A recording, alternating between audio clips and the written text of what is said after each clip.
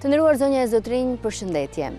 Sot kam në intervistë një gazetar të lirë, një realizues dokumentarësh të veçantë, jo ndoshta nga ata që kanë pasur mundësinë të intervistoj në të kaluarën për shkak të realizimeve specifike dhe krejt veçanta që ka realizuar.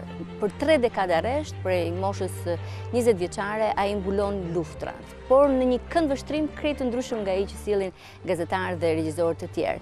Ka qenë i inkorporuar, i futur brenda grupeve, le themi të ashtuquajtura terroriste. Po për këtë do të flasim pas pak me të, pasi t'i uroj dhe mirëseardhjen dhe të filloj intervistën mjaft interesante që juftoj të mos ta humbisti. Paul Refsdal. Faleminderit për këtë intervistë. Faleminderit për ftesën.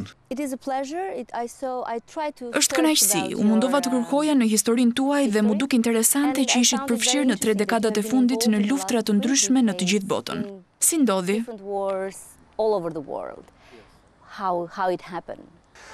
Well, it happened because in 1984 I was just finished the army. Në vitin 1984 sapo përfundova ushtrinë dhe doja të bëja diçka për rebelet afgan. Ata luftonin kundër pushtimit sovjetik në atë kohë dhe dikush më sugjeroi që duhet të shkoja si gazetar. E di që është justifikimi më i keq i mundshëm të jesh gazetar, por ngeca tek gazetaria. Duket shumë e lehtë mënyra si e përshkruani ju? Yeah, but you get kind of addicted to it. Në një farë mënyre krijon varësi ndaj saj. Unë shkoj bashkë me rebelet, bashkë me reshterët, bashkë me tigrat e Tamilit, me UÇK-n, me rebelet çeçen. Shkoj në pjesën e dobët dhe është një lloj tërheqje, sepse ata janë pjesa më e dobët që luftojnë një fuqi më të madhe dhe zakonisht luftojnë për pavarësi apo çlirim. They fight a bigger power and they fight for usually independence or liberty in some kind. Është e rrezikshme? Of course. Sigurisht. Keni patur ndonjëherë frikë? Well, Po, shumë herë. Yeah, many times. Jeni plagosur një herë? Yeah, I was wounded in Kosovo, in Pashtrek. Po, një herë në Kosovë, në Pashtrek. Shkova me UÇK dhe isha shumë i pafat, sepse në orët e para në Kosovë u plagosa. Kështu që më deshti që qëndroja në spitalin e UÇK për 3 muaj e gjysmë, në Kosovë, gjatë luftës. Do flasim më tej për Kosovën, luftën dhe çfarë po ndodh tani në atë vend. Sërish më duket interesante tërheqja për të shkuar për të raportuar nga këto grupe që zakonisht konsiderohen terroriste. A keni një dilemë morale se mbase jeni duke bërë propagandë për ta? No, but that's something I learned very quickly that Kjo është diçka që e mësova shumë shpejt. Ne etiketojmë një grup sipas interesave tona. Ne i etiketojmë si luftar të lirisë dhe nëse është kundër interesave tona, i etiketojmë terrorist. Në të vërtetë nuk e vras mendjen për këto etiketime politike. Unë dua të shoh pse po luftojnë dhe si po luftojnë. Dhe nuk më intereson se çfarë thot qeveria ime për ta, apo çfarë thot qeveria e Shteteve të Bashkuara për ta. Pse mendoni se ata ju lejojnë juve? Sepse ju jeni i lidhur me ta dhe ka disa kritika gjithashtu për gazetarin e lidhur, edhe për gazetarët amerikanë që janë lidhur me ushtrinë amerikane. Si ndjeni, si i përgjigjeni këtyre kritikave? Well, I don't think only embedding with one side is the right way. Nuk mendoj se lidhja me një palë është mënyra e vetme e mbulimit të një lufte, por kjo është puna e redaktorit. Ai duhet ta balancojë stafin, ai duhet të ketë gazetar në të dy krahat dhe gazetar që mbulojnë qytetarët. Unë jam një ndër gazetarët e pakët që mbulojnë reshterët. Unë mbuloj vetëm ata, ndërsa shumë të tjerë mbulojnë ushtrinë. Pra në një farë mënyrë krijohet një balancë. Përse ju pranojnë si pjesë të luftës së tyre? Zakonisht është e vështirë të bindesh njerëzit që luftojnë në një luftë, që duhet të marrin edhe gazetar me vete, sepse nuk është ky qëllimi madhor. Është ndryshe me grupe të ndryshme. Të duhet një kohë gjatë dhe duhet të flasësh me ta, t'i bindesh të marrin me vete dhe në fund zakonisht ata të marrin.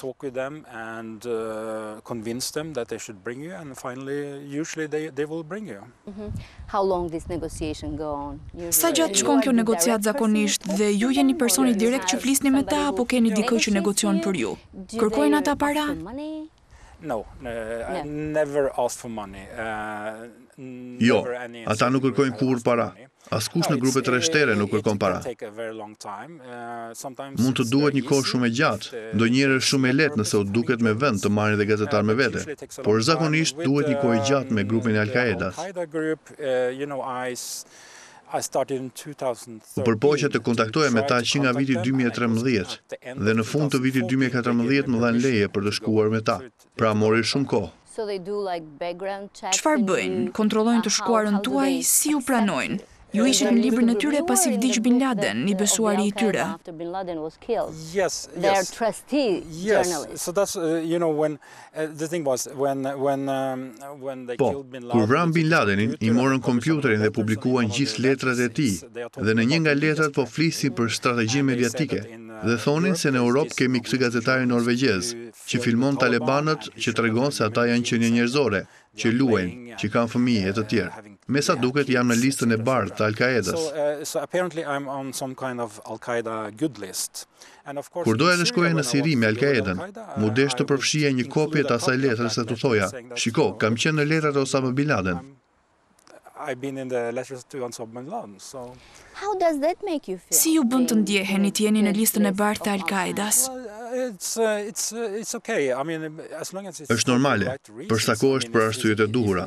Nëse në letër do të thuaj se ky gazetar po i jep njerëzve tan shumë para dhe mbështet vrasjen e civilëve, sigurisht nuk do të ndihesha mirë. Por aty përmendet sepse bëra një film ku tregova se edhe këto grupe të cilat janë demonizuar nga perëndimi, janë qenie njerëzore. Atëherë kjo është në rregull. demonized by the West that they are human beings, it's okay. Por nuk janë vetëm qenie njerëzore, janë gjithashtu edhe terroristë. Ata vrasin njerëz të pafajshëm. Si e zgjidhni këtë dilemë, këtë problem moral që ekziston atje? Well, there is of course a moral problem with Po, going to war. sigurisht që ka një problem moral të shkosh në luftë, sepse ka njerëz që vrasin njerëz të tjerë. Si një ish ushtar nuk e kam shumë problem këtë. I don't really have a problem with that. I mean, this is war. Se keni problem të vrisni? Jo, po them që disa njerëz vrasin njerëz të tjerë në një luftë. Nga plagosja në Kosovë, unë nuk fajsoj njeriu që shkrepi armën ndaj meje, sepse kjo është lufta. Për sa kohë ata nuk sulmojnë civil, nuk e kam problem të mbuloj një grup. Dhe një grup me të cilin shkova në Siri, vran shumë civil, por më shumë aksidentalisht. I went with in Syria, they kill civilians, but it's more from accidents. Edhe pjesa tjetër kështu thot, asnjë nuk pranon se vrasin qëllimisht civil, por dikush po i vret ata qëllimisht.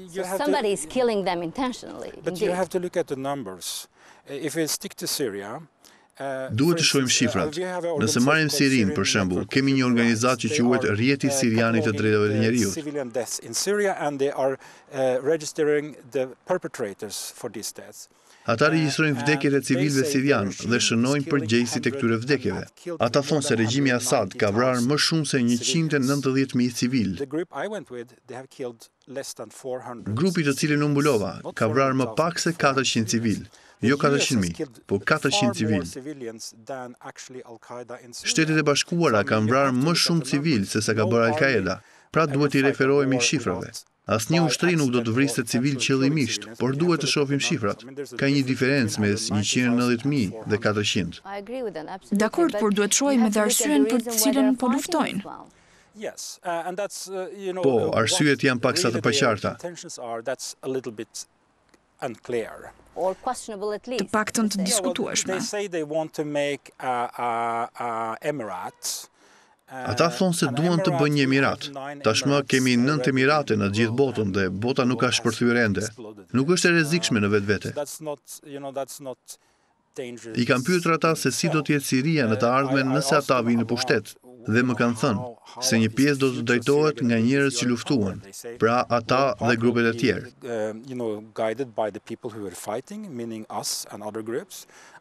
Një pjesë tjetër do të drejtohet nga liderat fetar, imamët e të tjerë, dhe pjesa e tretë do të vendoset nga njerëzit.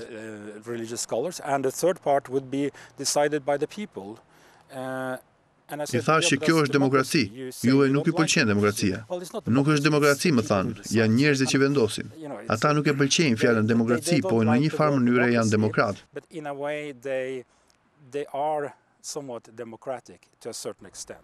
Pse zgjedhin një mënyrë demokratike?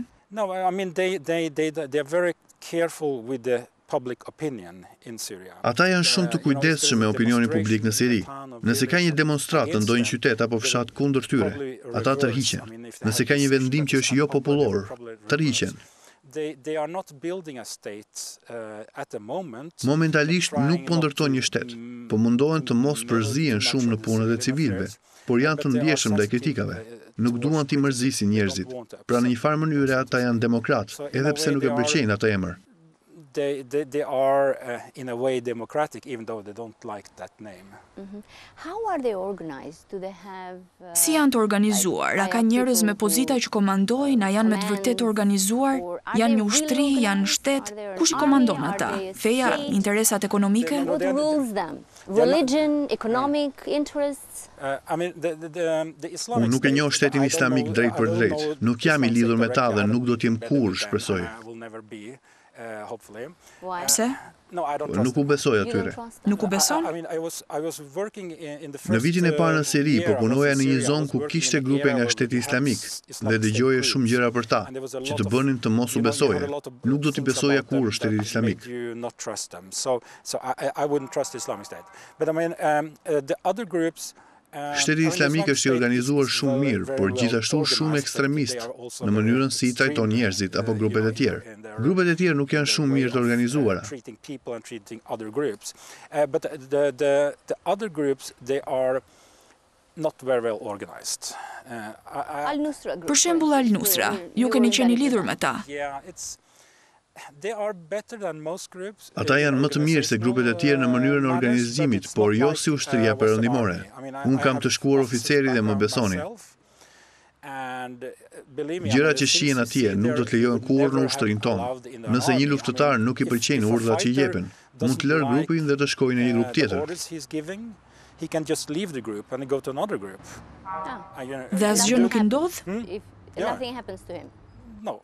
I mean, if you go to Islamic State Jo, nëse shkon te shteti islamik apo nëse thotë se do të shkojë atje, do arrestohet sepse grupet e përfshira në Al-Nusra e urrejnë shtetin islamik. Por nëse thotë se do të shkojë në një grup tjetër, do t'i thonë në rregull, shko. Kjo nuk ndodh kurrë në ushtrinë time në kohë lufte. Nëse dikush thotë se dua të ndryshoj grup, arrestohet menjëherë. You know, if you say I want to change group, he will be arrested at once, you know. So And Al-Nusra, for instance, Nga eksperienca juaj, a përdor edhe Al-Nusra fëmijë për të vrarë? Varet se çfarë quhen fëmijë. Under 18, let's say. Fëmijë në 18 vjeç, le t'i quajmë. They don't emphasize the age there. Atje nuk I japin rëndësi moshës. Thonë se je adult kur arrin pubertetin. Mendoj se kanë luftëtar midis 16 dhe 18 vjeç, por jo më të vegjël se kaq. Nuk janë si shteti islamik. And 18 years old, you know, they have those. But like small kids, no. This is not Islamic State. They don't really work like that. So. Ata luftojnë për arsye fetare apo edhe për interesa ekonomike. Nëse I vëmë në peshore, nga anon më shumë? If you put them in a balance, who takes I would say the people coming from outside. Njerëzit që vijnë nga jashtë, luftëtarët e huaj të Al-Nusrës e bëjnë për fen, ndërsa sirianët e bëjnë për të hequr qafe diktatorin. Ata kanë një eksperiencë personale duke jetuar në regjimin e Bashar al-Assad dhe duan ta arrëzojnë. Nuk bëhet për arsye ekonomike. Do të ishte një biznes shumë I keq, nëse do të vriteshe vetëm për të bërë ca para. I mean, that would be a very, very bad business if you're going to get killed just to make some money. Në çfarë gjendje jetojnë? Janë të varfër? Ata nuk kanë shumë para. Kur donin të ndërmerrnin një ofensiv, kur isha atje në vitin 2015, u thanë luftëtarëve, nuk mund t'ju japin rrogën për 2 muaj, dhe bëhet fjalë për një rrogë $150 në muaj, sepse u duheshin parat për të blerë armë dhe municione. And they told all the fighters that please, we cannot give you salary for 2 months. And the salary is about $150 a month. Because we needed the money to buy ammunition and weapons. So they don't have much money. And do they have lots of casualties? Ka shumë të vdekur njerëz që vriten në kampin e tyre? They have. Po, ka. Çfarë ju bëri juve të konvertoheshit në musliman? Well, it's a little bit complicated, but it started with my trip to Chechnya in Është pak e ngatëruar. after the war in Kosovo. Filloj me udhëtimin tim në Çeçeni në vitin 1999, pas luftës në Kosovë. Pash disa gjëra atje që më bën të mendoja ndryshe për muslimanët. Nisi si një proces. It started that kind of process. When I was with the Taliban, Kur isha me talibanët në udhëtimin e parë, po I thoja komandantit që doja të konvertohesha në musliman. Dhe më pas në një udhëtim tjetër me talibanët, më morën peng. Dhe një nga kushtet e pengmarrësit ishte të konvertohesha në musliman. by the kidnapper was I could convert to Islam. Ishte kusht? Yes. Well, he had several Po, conditions. vuri disa kushte. Më tha se ose do shkëmbehesh me disa të burgosur, ose do shkëmbehesh për para, ose do konvertohesh në musliman, ose do të presin kokën. Or you could convert to Islam, or we could cut your head off. Opsionin e katër nuk është e pëlqeva shumë. Zgjodhe të tretën. Po, mund të thuhet që është oportuniste në një kohë të mirë apo të keqe, por u konvertova dhe që atëherë jam një musliman. I converted there and I've been a Muslim since. Ndiheni musliman? Jeni praktikant? Yeah, practicing Muslim, yes, sure. But I see some of the, let's say, Po, e praktikoj islamin, por shoh disa të konvertuar që tentojnë të jenë paksa ekstremist, sikur duan të kompensojnë faktin që nuk kanë qenë gjithkohon musliman, duke qenë ekstra musliman. So and so many years, so they have to make up for it by being extra Muslim. I'm not that, Unë nuk jam një nga këta. Unë jam ende një qytetar europian, jetoj në vendin tim, në Norvegji, dhe nuk shoh ndonjë problem të jesh musliman në Europë. Nuk shoh kontradikta të mëdha. Being a Muslim and being a Norwegian, I don't see any big, let's say, contradictions there. Çfarë ju thon miqt në Norvegji tani që e dinë që jeni një musliman? No, people don't care. I mean, you have some... Njerëzit nuk e kanë problem. Bëjnë disa shaka, gjëra me prosciutto deri apo me alkool, por nuk më intereson. Jokes, but I don't care. I mean, it's just... Nuk konsumoni as pak alkool? No, not since then. Jo dhe nuk më mungon. E morët këtë vendim sepse doni të ishit pjesë e këtij grupi? Sepse është më e lehtë për ta t'ju pranojnë nëse jeni musliman? I don't know if that was not for sure the intention at the Nuk e di nëse në atë moment ky ka qenë qëllimi, por mendoj që fakti që është më e lehtë të më pranojnë është si pasojë. Sigurisht që është më e lehtë për mua t'i kuptoj.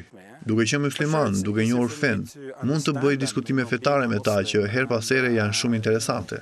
knowing their religion, and I can have religious discussions with them, which is sometimes very interesting. E keni menduar ndonjëherë të bashkoheni me këto grupe? Jo. Do ta bëni në të ardhmen? No. I see Ti bashkohem grupeve? Jo. A ndiheni aq i përfshirë sa mund t'i bashkoheni kauzës së tyre? No, I mean, my let's say purpose as I see it now is to show the Western society. Qëllimi im, siç e shoh tani, është t'i tregoj shoqërisë perëndimore se si janë në të vërtetë armiqtan. Kjo është gjëja kryesore që mund të bëj, të përpiqem t'i tregoj jetën e përditshme të armiqve tanë, dhe në një farë mënyre t'i bëj ata njerëzor, sepse është shumë e thjeshtë t'i bësh ç'njerëzor këtë lloj grupesh si Shteti Islamik apo Al-Qaeda. I bën ç'njerëzor dhe i demonizon, që na lehtëson punën për të luftuar kundër tyre. Përpiqem t'i ndisi zëri pjesës tjetër, për t'i treguar njerëzve që gjërat nuk janë domosdoshmërisht, ashtu si mendojnë ata që janë. So I try to be the kind of the lone voice on the other side. I try to show the public that the thing is not like necessarily like we think they are. Ju keni shpenzuar disa kohë me talibanët. Sa kohë? Keni ndonjë ngjarje që doni ta tregoni? Well, the kidnapping? Nga pengmarrja. Ishte e tmerrshme si eksperiencë? Është e frikshme kur thonë se do të presin kokën. Ishit me njerëz të tjerë apo vetëm? Kisha një përkthyes. Një përkthyes vendas. Po, por e gjithë situata u kthye si një shaka, sepse në fillim më thonin do të presin kokën. Do më filmonin dhe do e transmetonin kudo e të tjerë. Dhe më pas filluan të flisnin për para. Dhe aty kuptova se kjo ishte një kërcënim idiot për të bërë para.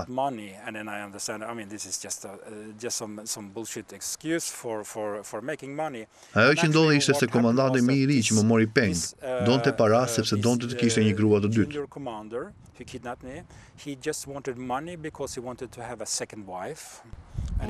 Dhe donte ta blinte? Po. Ishit me fat që nuk ishin terroristë vërtet, që ishin vetëm kriminal ordinar? They were just criminals, ordinary criminals? Yes, but I mean it's not a matter of luck or not. Po, por nuk bëhet fjalë për fat apo jo, sepse ai ishte një luftëtar taleban. Më ftoi në zonën e tij dhe qëllimi i tij ishte të më merrte peng. Në fakt nuk mori para nga unë.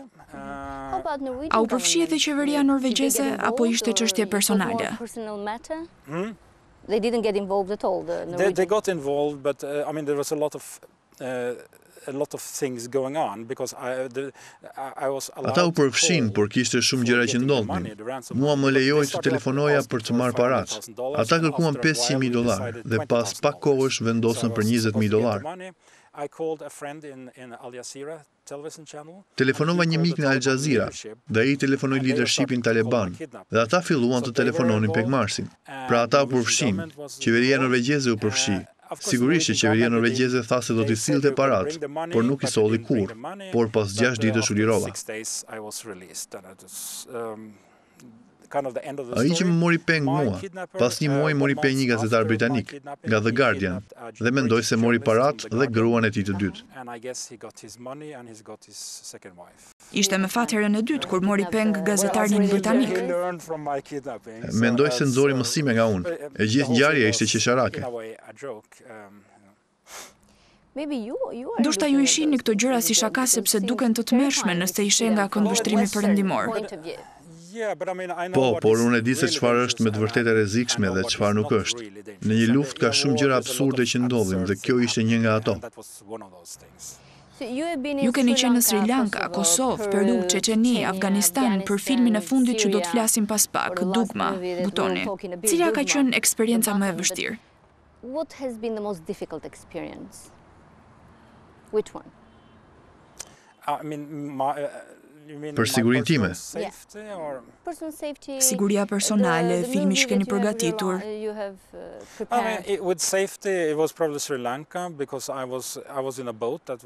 Për sa i përket sigurisë time, ka qenë në Sri Lanka sepse isha në një varg të mbytur në mes të oqeanit dhe nuk kishte gjurmë toke. First the boats around me didn't want to pick me out. They went away because they were afraid. Në fillim vargat rreth meje nuk donin të më merrnin, largoheshin sepse kishin frikë. Është gjithmonë shumë e vështirë për të bërë projektet, filmat apo raportimet. Gjithmonë ka qenë një betejë. Është një merit për mua duke qenë e vështirë, sepse nëse do të kishte qenë lehtë, të gjithë gazetarët do e kishin bërë. It's a comfort for me that it is difficult because if it was easy, all other journalists would do it. So Indeed, yeah. So how does it work for Si funksionon për gazetarët e lirë? Keni mundësi ta shisni këtë produkt? Zakonisht janë dokumentar të shkurtër apo filma? Në një farë mënyre e kam zhvilluar mënyrën time të punuarit. Edhe bashkëpunimin me media të tjera? For the moment I make my own films. Momentalisht bëj filmat e mi dhe në vitin 2008 vendosa të bëj dokumentar. Bëra një me talebanët dhe këtë me sirianët. Kërkon një kohë të gjatë. Nuk pasurohesh nga kjo punë, shpërblehesh me mënyra të tjera, jo ekonomikisht. It's rewarding in other ways than economically. How long it takes to Sa kohë duhet për të filmuar, redaktuar dhe për të finalizuar të gjithë dokumentarin? Filmin sirian e fillova në vitin 2013. Filmimi i përfundoi vitin e shkuar. Pra duhet një kohë e konsiderueshme. Po, por prap nëse do të ishte e lehtë, të gjithë gazetarët do ta bënin. Si vendosët të përfshiheshit me Dugma? Gjendeshit në Siri, dëgjuat një shpërthim, si është historia? No, the thing was When the war started in Syria, after a while I decided I want to make a film. Kur filloi lufta në Siri, pas disa kohësh vendosa të bëja një film. Dëgjova për grupin e Al-Qaedas që ishte bashkangjitur luftës. Në një farë mënyrë Al-Qaeda shihej si pozitive. Kishin një reputacion të mirë krahasuar me grupet e tjera rebele. Doja të bëja një film për ta. Shkova në Siri. U mundova të lidhesha me ta, u takova me disa grupe të tjerë gjihadiste. U desh shumë kohë përpara se të më pranonin. Nuk dija çfarë të prisja kur shkova atje, sepse nuk kisha qenë asnjëherë në atë grup. Plani im ishte të bëja një film për ushtarët e zakonshëm, jo komandantët. U mundova të qëndroja me ushtarët e zakonshëm sa më gjatë të mundesha për të treguar jetën e tyre të përditshme. Takova një arab, i cili ishte në listën për të bërë kamikaz. Ishte paksa ndryshe nga çfarë mendoja.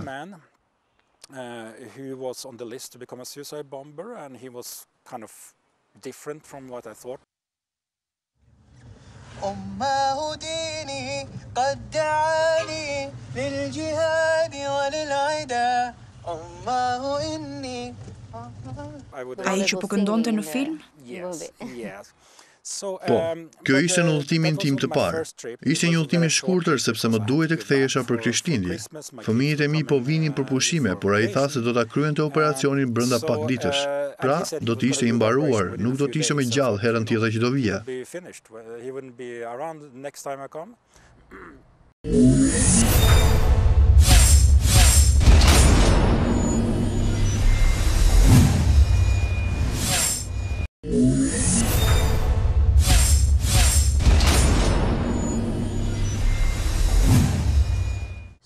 Pra menduat se humbët një burim të rëndësishëm atje?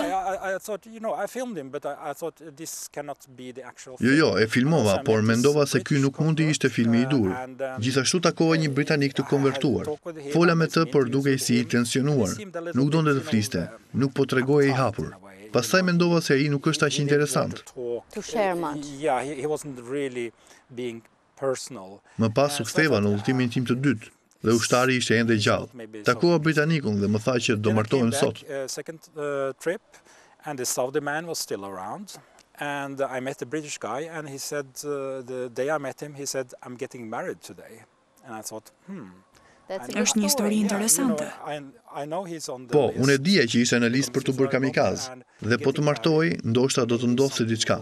U mundova të qëndroja pranë këtyre njerëzve dhe vendosa se ky do të ishte një film që fliste për kamikazët.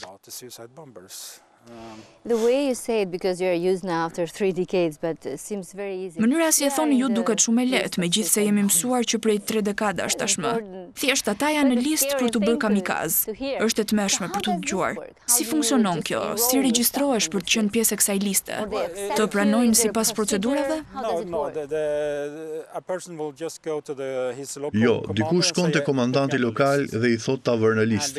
Ka shumë njerëz që duan të bëjnë këtë operacion dhe duke qenë se ka shumë pak operacione të tilla, duhet të presin 1 vit apo 2. Të pranohen?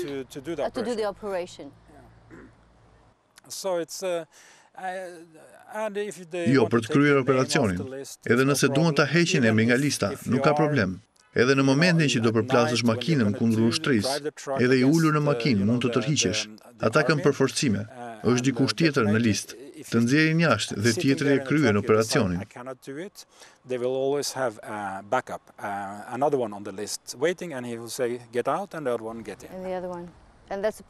Kjo është një procedurë normale në këto sulme. Al-Nusra nuk i bën këto operacione të rastësishme, nuk i përdorin shpesh, gjithmonë i përdorin si pjesë të operacioneve të mëdha. Dërgojnë një makinë për të shpërthyer linjën e parë dhe më pas sulmojnë me të gjitha forcat. Çfarë i shtyn këta njerëz për ta vënë veten në listë, si puna e arabit apo britanikut? Yeah, with the Saudi man, I mean, he will always say it's the religious reasons why he does it. Arabi do e bëj gjithmonë për arsye fetare. Ka të dhëna se Arabi u shtyn nga Jati për ta bërë këtë operacion. E tha edhe në film se donte të fliste me tatin edhe në momentet e fundit. Po, në Islam nëse arrin nivelin më të lartë të parajsës, mund të marrësh me vete 72 anëtar të familjes tënde në parajs. Kështu që ka disa njerëz që e bëjnë këtë sepse prindërit e tyre të moshuar duan të sigurojnë një vend në parajsë. Jati e shtyn, por ka dhe diçka tjetër.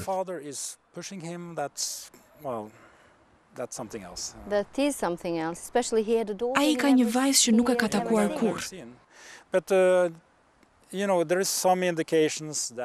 Po, ka disa të dhëna që tregojnë se nuk është aq i interesuar për ta kryer operacionin. Do ta bënte nëse situata do ishte e tillë dhe nuk do të kishte justifikim, por mendoj se nuk është aq i interesuar, sepse ai e do jetën shumë. Ai e do ushqimin, të kënduarin, miqsinë, kështu që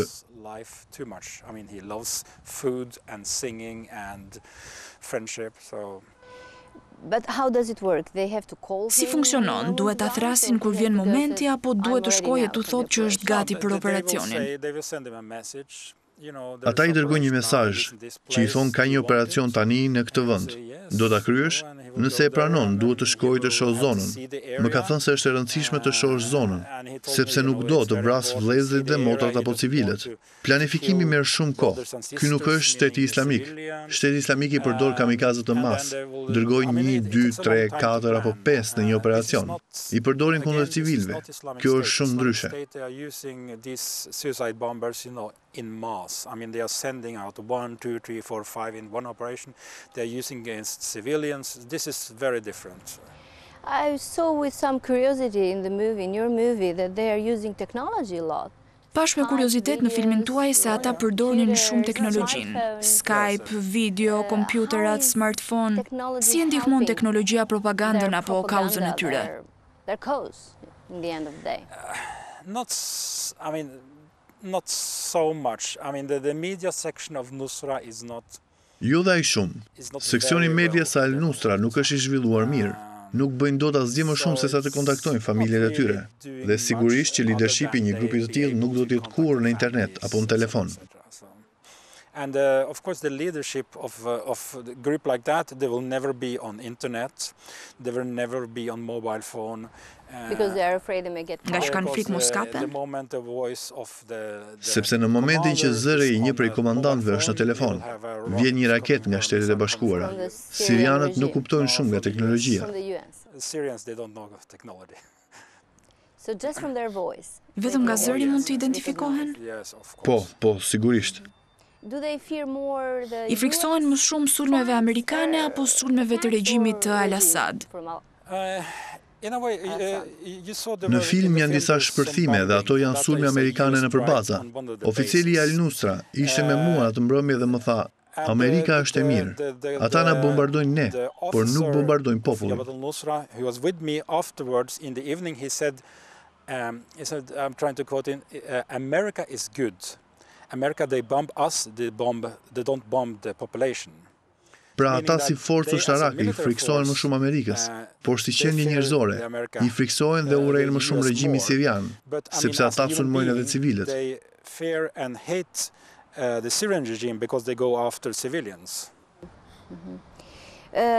There is a quote that they said to you that film whatever you want. Ata ju kanë thënë, filmo ç'të duash, nuk do të ushqej me propagandë. Sa e sinqert është kjo? Sa propagandë mendoni se keni bërë me filmin Butoni dhe si është realiteti i pastër? Well, there were some restrictions. Kishte disa masa ndaluese.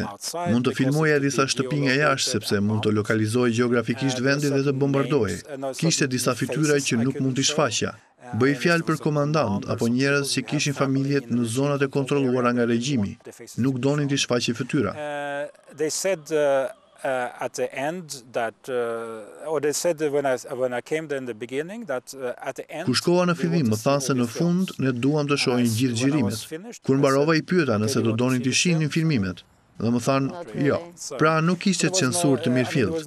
Pastaj kishte disa gjëra që ua kërkova dhe nuk më lanë t'i filmoja. I pyeta nëse mund të shkoja tek vendet ku bëheshin kamionët me ekskluzive për ta filmuar. Dhe më thanë jo, sepse është shumë sekrete. Kjo nuk mund të interpretohet si propagandë, sepse nëse do që të bësh një film propagandistik për këta njerëz, duhet të tregosh të rrept, të pamposhtur, duhet të tregosh se e mposhtin armikun. Janë të fortë. Nuk është ky filmi im. If you want to make a propaganda film for those guys, you want to show them tough, you want to show them invincible, you want to show that they are, like a roller coaster, they are taking on the enemy, they are strong, that's not the kind of film. I mean, no one would want to come to Syria because you see. Askush nuk do vinte në Siri për një njeri arab të shëndosh që hap pul. Nuk është një apel gjihadist. Nuk mendoj se ky film mund të shihet si propagandë. Sigurisht që filmi është një pjesë e vogël e realitetit. Doja thjesht të bëja një film të vogël për kamikazët. Nuk është e vërteta universale e Al-Nusra apo e luftës në Siri. Është thjesht një pjesë e vogël. Universal truth of all Jabhat al-Nusra or the universal truth of all the Syrian war. No, it's just a small piece. What was their relationship? Cila ishte marrëdhënia e tyre me vdekjen? Thjesht dëshironin të shkonin në parajs? Yeah, so they don't think about not seeing. Nuk bie ndërmend për fëmijët, gruan, jetën e tyre, vetëm mendojnë për parajsën? As you can see in the film, the family thing is something that haunts them. Siç mund të shihet në film, familja është diçka që i ndjek. Për audiencën e jashtme ata thonë se janë të lumtur të shkojnë në parajs, që nuk e kanë frikë vdekjen, por në të vërtetë nuk duan ta lënë gruan dhe fëmijët e tyre. Është një lloj dileme që jam munduar ta tregoj edhe në film. Nuk është një vendim i lehtë edhe për ata njerëz për të kryer operacionet. I try to show in the film also that it's not an easy decision even for these people to do the operation. You made an interesting choice not to put at all yourself. Ju bët një zgjedhje interesante ku nuk u shfaqet as pak në film, duke lënë ata të tregojnë historinë si ndiheshin. Pse e zgjodhët kështu? Because honestly I hate voiceover. Because for me voiceover is. Për qenë i sinqertë e urrej zërin për shkrues, sepse për mua është një dobësi e materialit. Prandaj është shmanga. Ka disa momente ku mund të dëgjohet zëri im nga mbrapa kamerës. Some places you can hear my voice from behind the camera. I didn't want to cut. You're filming yourself? E keni filmuar vet apo kishit një kameraman? E kam filmuar vet. Ndonjëherë dëgjohet edhe zëri im duke bërë disa pyetje, sepse nuk kam dashur të shkurtoj pjesë nga materiali dhe jep më shumë vërtetësi nëse ka një filmim të gjatë. Cut the pieces to the material and it gives more authenticity if you have a long shot, so to say, a long clip. Për një dokumentar prej 58 minutash, sa orë ju janë dashur të filmonit? Rreth 20 orë.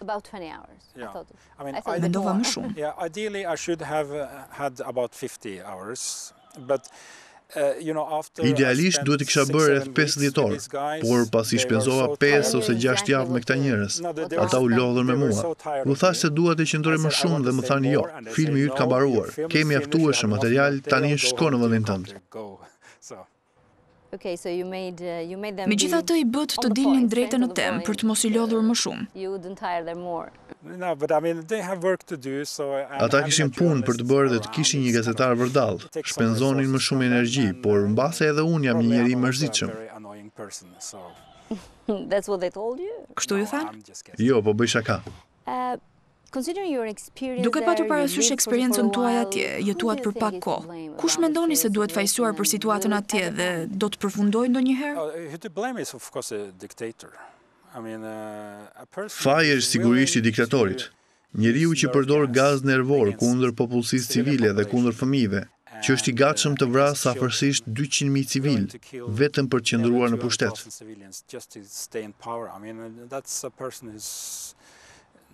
Doesn't have any purpose. He's claiming he's protecting his civilians. It's his duty to do that. Ai pretendon se po mbron civilët e tij, është detyra e tij ta bëjë. Si u tingëllon sirianëve kur ai e thot këtë? No, but I mean the people who are in Njerëzit që mbështesin kanë interesa apo kanë frikë nga të tjerët. Ata mbase mbështesin, por njerëzit e tjerë që bombardohen sepse janë në zonat e kontrolluara nga rebelët. Ata e urrejnë. Duhet të kujtoni se kjo është vrasja masive më e madhe në lindjen e mesme që kemi tani. Pasi u vras Saddam Husseini, tani Al-Assad është numri 1. I mean, you have to remember this is the biggest mass murder in Middle East that we have today. I mean, after Saddam Hussein was killed, he's the number 1. Do të përfundojë ndonjëherë? Nuk e di. Kjo mund të zgjasë pa probleme edhe për 10 vite të tjera. Edhe 10 vjet të tjera? Pa problem. Po për sa i përket komunitetit ndërkombëtar, çfarë duhet kishin bërë ndryshe dhe çfarë duhet bëjnë tani? Duket sikur sa herë që Shtetet e Bashkuara bëjnë ndonjë gjë në lindjen e mesme, vetëm i përkeqësojnë gjërat. As vendet europiane apo vendet e tjera fqinje nuk kanë mundur të bëjnë më shumë. If you want to fight the jihadists and you want to fight the Syrian regime, what you should do is... Nëse do që të luftosh gjihadistët dhe regjimin sirian, ajo që duhet të bësh është t'u japësh mbështetje materiale grupeve të tjera rebele. Ata nuk e bën kurrë. Ata dhan mbështetje të caktuar për të mbajtur këtë gjendje. Tani grupet e tjera të moderuara nuk janë një alternativë e mirë. Tani janë gjihadistët, janë një lloj grupi kurdësh, stalinist, që mbështeten nga Shtetet e Bashkuara. Është regjimi sirian që mbështetet nga Irani. Hezbollahu, Rusia, është një lëmsh. Kurdish group supported by the US, and you have the Syrian regime supported by Iran and Hezbollah and Russia. You know, so it's really a big it is messy place. And Kujtoj pushtimin amerikan ndaj Irakut në vitin 2003. Ajo ishte një faktor për këtë gjendje tani. Besoj se Shtetet e Bashkuara nuk duhet të përfshihen në lindjen e mesme sepse vetëm i përkeqësojnë gjërat.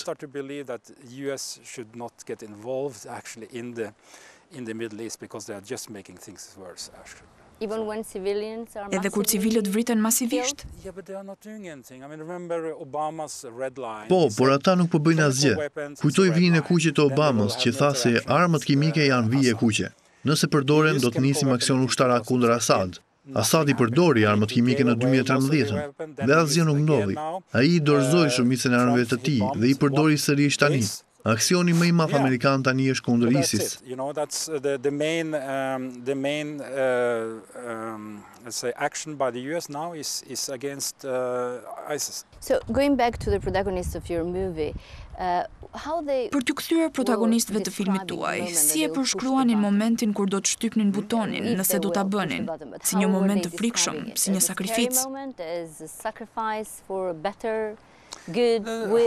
I don't know. I mean, the moments they talked about this, it was like... Në momentet që flisnin për këtë, thonin që është sikur shtyp butonin dhe shpirti im shkon në parajs, dhe të tjerët rreth meje do të shkojnë në ferr. Kështu thonin. Ky ishte shpjegimi i tyre. Po. Një tjetër pyetje për filmin dhe më pas do të flasim për Kosovën. Keni menduar të shkoni sërish në Siri me një grup tjetër? Cili është destinacioni juaj i radhës? Ndoshta do të bëj tjetër film për Sirinë. Diçka ndryshe, por nuk e kam vendosur ende. Diçka ndryshe me një grup tjetër? Jo, më pëlqen ky grup. Me të njëjtin grup. Po.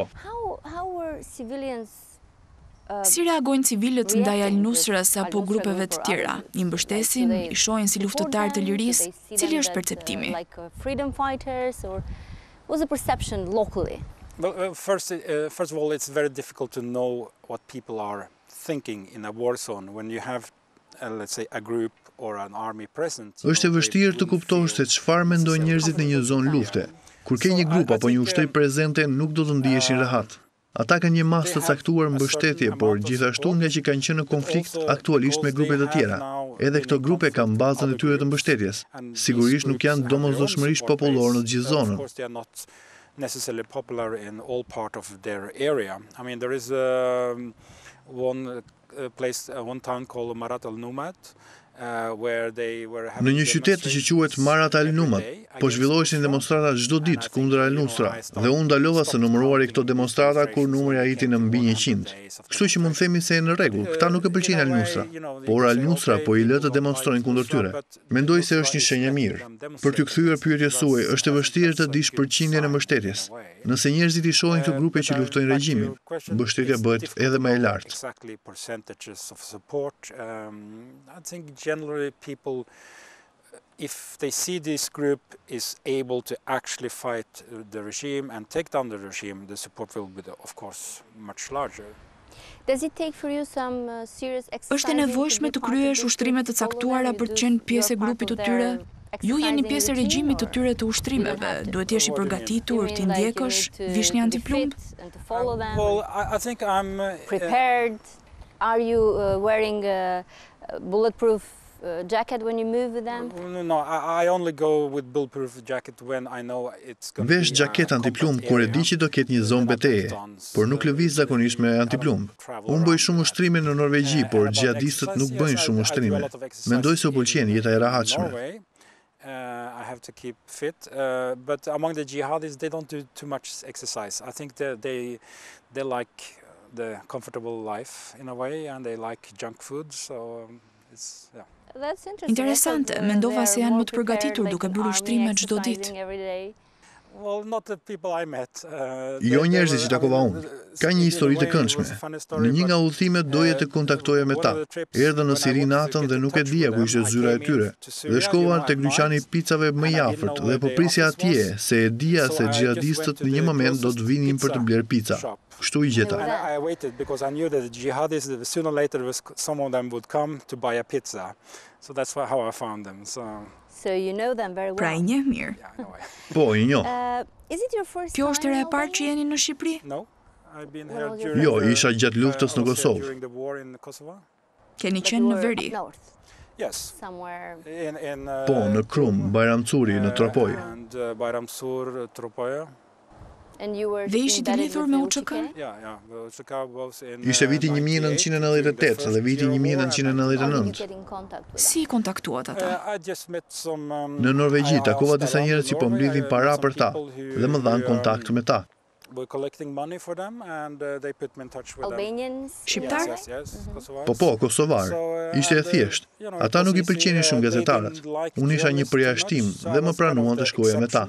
So they accepted me to go with them. Krahasuar me grupet e tjera ushtarake, si ishin të organizuar ata? Well, UÇK was in a way well organized. UÇK ishte e mirë organizuar derisa gjërat filluan të shkonin keq. Things start to go bad. Kur filluan të shkonin keq dhe pse? From let's say July 98 when the Serbian Rreth korrikut të vitit 1998, kur ushtria serbe filloi të sulmonte, po e shtynin UÇK në skuta të vogla. Ndodhi një shpërbërje sepse kur familjet e luftëtarëve lokal shkuan në male, luftëtarët donin të ishin me familjet e tyre dhe jo të luftonin. Pra ishte një kohë shumë problematike për UÇK-n, por ata ishin të sigurt në një farë mënyre nga NATO. It was very problematic time for the UÇK.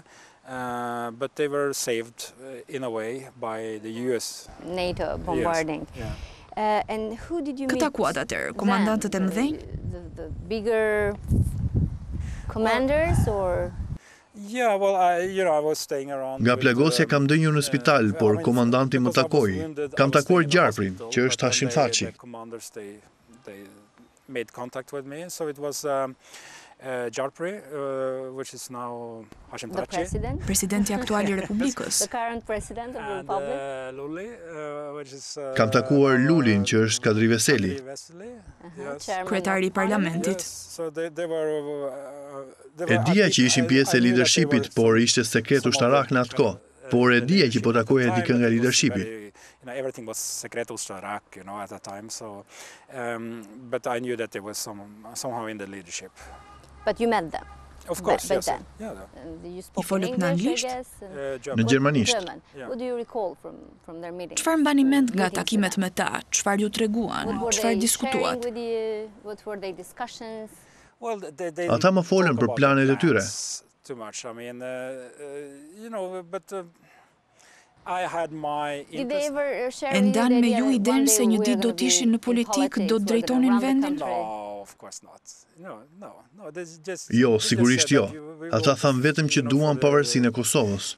Kjo ishte edhe ajo që po mendonin njerëzit. Nuk po mendonin se çfarë do të ndodhte pas arritjes së paqes. Çdo kush ishte I shqetësuar për arritjen e pavarësisë. Ditën që u arrit pavarësia, njerëzit nuk e dinin se kush ishte plani B, çfarë të bënin.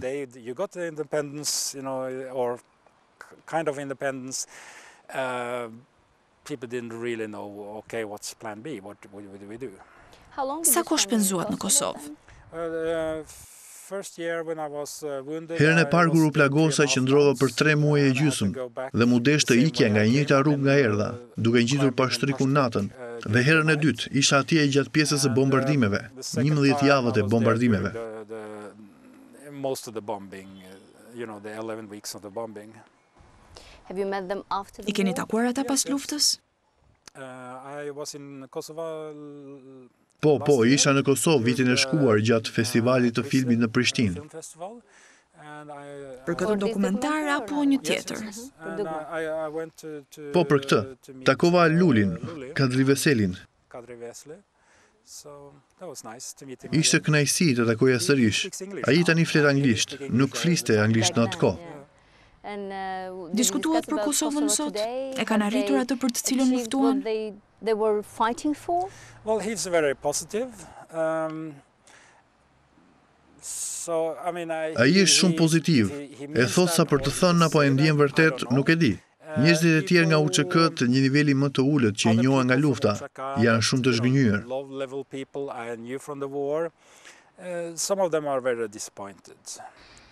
E keni fjalën për luftëtarët? Po. Të zhgënjur me çfarë? Të zhgënjur me ata që kanë ndodhur në Kosovë, korrupsionin. Nga kush? Ata thonë se çdo kush në qeveri. Unë nuk jam i gazetar investigativ që po hetoj mbi korrupsionin në Kosovë, po them vetëm ata që më thanë. Dhe ata thonë që çdo kush, nepotizmi e gjëra si këto.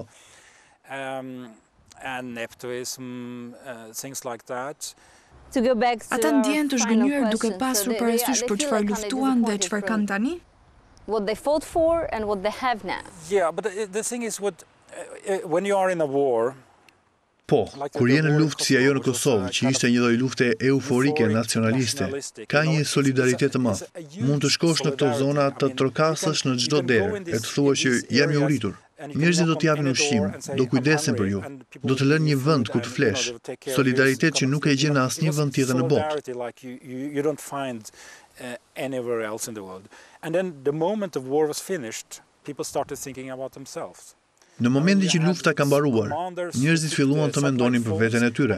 Komandantët që morën fondet i shesin qymyr e Europës, njerëzit që mundohen të shesin këto, të grabisin diçka, të konfiskojnë një biznes, çdo kush filloi të mendonte për veten e tij. Dhe e shoh të gjithmonë.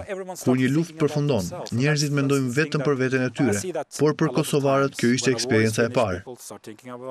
But for the Kosovar people that was kind of the first experience. And then you have, some of the fighters or some of the families who lost fight. Ka dhe disa familje që kanë humbur njerëzit e luftë, disa luftëtarë që janë invalid, nuk ndjen se po marrin mbështetjen që meritojnë, dhe sigurisht që njerëzit zgënjehen. Dekoratat janë mënyrë e mirë për të nderuar viktimat e luftës, invalidët. Në Kosovë nuk janë kaq të mira. Their war victims, and honoring the invalids. In Kosovo, they are not so good. I think partially there is a lot of. Mendoj që Bashkimi Evropian ka pjesën e vet të fajit, sepse ka agjendën e tij dhe nuk ka agjendën nacionaliste kosovare.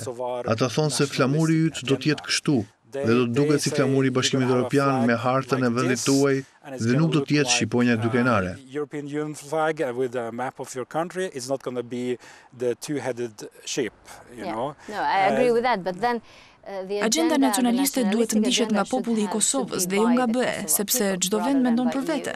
Yeah, but each country thinks of himself.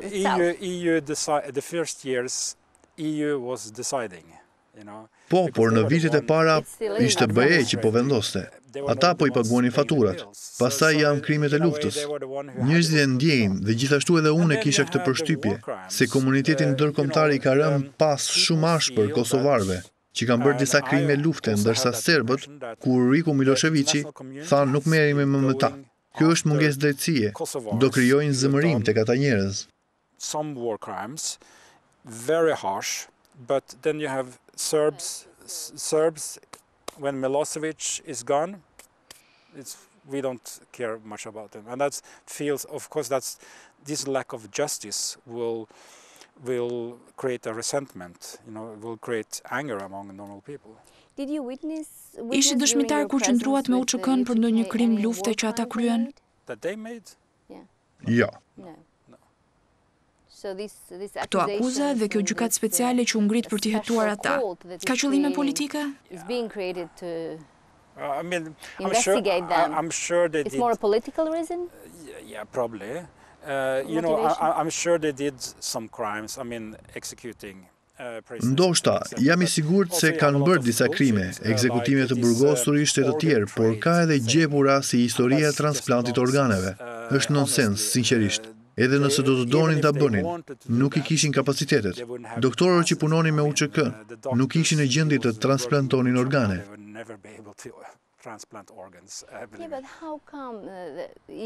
Po përse ka kaluar kaq shumë kohë dhe asnjë nuk e thot këtë, që ishin aq të varfër në kushtet që kishin, sa që nuk kishin mundësi të bënin transplant organesh.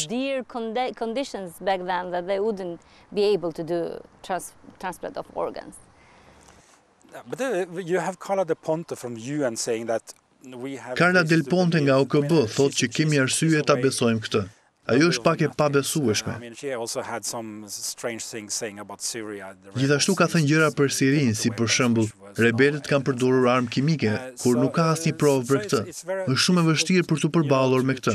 Serbët kanë mite që I besojnë vërtet, si për shembull ata janë viktimat dhe jo persekutorët. Ata janë viktimat dhe kanë një influencë të madhe sepse përsërisin shpesh këtë mit. Por kjo puna e transplantit organeve është idiotësi. Ju a garantoj dhe nëse arrini të provoni se kjo ka ekzistuar, mund ta merrni mëlçin time dhe ta ashisni. High conviction, but I mean, this organ transplant thing is just bullshit. I mean, 100% I can guarantee. And if you manage to prove that this actually exists, you can take out my liver and sell it to you. No, that's too much. So by living first-hand experiences with these groups and duke përjetuar këto eksperienca me këto grupe në luftra me luftëtarët, me kauzat që ata besojnë, mendoni se bota do të ketë ndonjëherë paqe? Jo. Apo nuk e doni se doni të filmoni? Jo, do të isha I lumtur të shija një botë të paqet.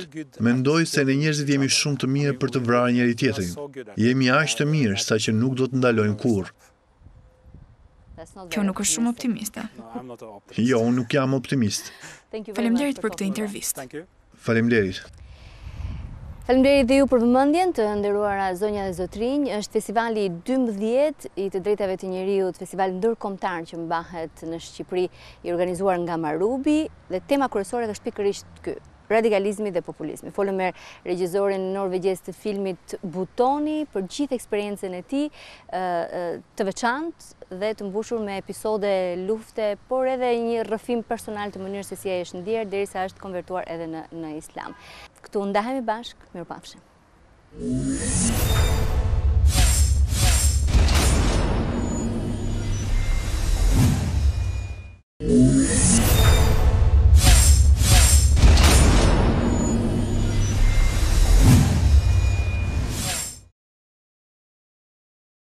Kemi edhe presidentin e festivalit, një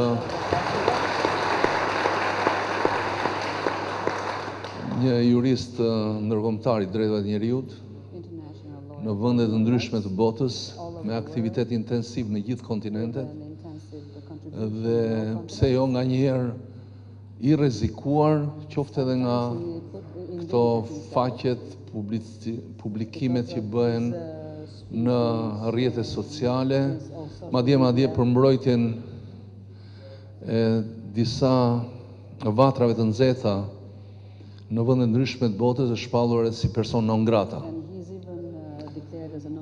Siç ishte problemi për tamilët në Indi, edhe shumë vende të tjera. Kështu që besoj që do të kemi rastin edhe të tregoj diçka konkrete nga eksperienca e tij që lidhet me problemin e fenomeneve kibernetike. Tani unë doja të nënvizoja një gjë tjetër që më duket me rëndësi në llojin e dinamikës, se si funksionon dinamika e asaj që ne quajmë në këtë revolucion digital, ku gjithë në një farë mënyre kemi formën e të menduarit, të cilën deri në shpik arrim ta administrojmë nga fakti që krahas trurit ton është dhe një trur tjetër që quhet truri I Google Brain, do me thënë truri I Google-it. Dhe ky relat mes trurit Google edhe trurit ton është akoma, do me thënë, e pa konturuar ose ekuilibruar në atë mënyrë që vërtet neve të kemi një lloj vetëdijësim të shpejtësisë me cilën lëviz, dinamika e këtij lloji truri me digestimin normal të trurit të njeriut. Pjesa më e madhe e ekstremizmit, neonazizmit të këtyre grupeve janë të rinj. Edhe çfarë ndodh? Si është kjo? Si është manifestuar? Është manifestuar thjesht si një fashion. Fashion, në qoftë se do të jesh interesant, në qoftë se ti, madje pse jo, mund të marrësh edhe të dashurën tënde me vete, unë doja ta falenderoj shumë zotin Mema, që hap dyert këtu për të sjellë filma, të cilat në një farë mënyre fillojnë dhe krijojnë një vetdije tjetër. Se unë mendoj që lufta për cilën flasim nuk është lufta se si korporatat e mëdhaja do të administrojnë dhe do të kontrollojnë. Ajo është puna juaj. Juve mund të bëni të gjitha përpjekjet për ta vënë në kontroll përmes të asaj ashtuquajtur cybercrime, për të kontrolluar këtë gjë. Unë mendoj që në zanafill kjo është e limituar për nga fuqia e saj. Eksakt çfarë ndodh është se çfarë rrugë të gabuar kemi hyrë neve si shoqëri moderne për të kuptuar që po kaq rëndësi sa që është ky aparat që mbajmë në xhep, pra touch screen-i, po kaq e rëndësishme është touch body, ky shikimi sy më sy njerëzve, sepse mundet me një shpejtësi shumë më të madhe mund të lëvizi kjo makineri dhe kjo makineri duke lëvizur me këtë shpejtësi përcjell një marrëdhënie që duam apo nuk duam ne, na vendos, na transferon në pozicion agresiv ndaj njëri tjetrit. Ka një rritje të violencës në të gjitha shoqëritë. Kur flas për këtë, unë flas qoftë në Hungari, qoftë në Poloni, qoftë kemi akte nga më Francë, Gjermani, Spanjë, nuk ka vend që është i përjashtuar nga një lloj temperature agresive, duke humbur shumë vlera që mezi në shekuj ka grumbulluar njerëzimi. Kështu që për mua shumë e rëndësishme kjo që bëjmë, të sjellim një gjë, të vetëdijsohemi se çfarë po ndodh dhe mos jemi indiferent. Në të njëjtën kohë mendoj që neve prap mendojmë në pamje të parë sikur neve jemi jashtë saj. Nuk mendoj fare që shoqëria shqiptare është jashtë saj. Një gest fare i vogël ndodhi. Në një moment saktuar tek Skënderbeu u mbulua apo e quajtura në një seancë ceremoni dhe çfarë ndodhi? Ndodhi gati që filluan të shtypeshin butona të cilat filluan të përcaktonin dasit.